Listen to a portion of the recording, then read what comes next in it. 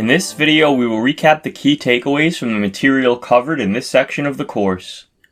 This section covered the main container structures in C++'s standard template library, or STL, vectors, lists, decks, sets, and maps. Vectors are dynamically sized containers that store elements of the same data type in a contiguous block of memory. Forward lists are singly linked lists. Lists are doubly linked lists that do not store elements in contiguous memory. Insertion and deletion are fast, but traversal is slow.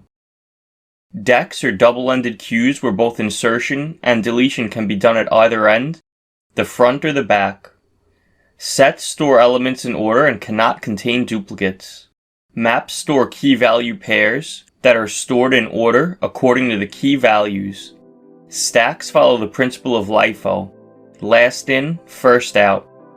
Queues follow the principle of FIFO, first in, first out.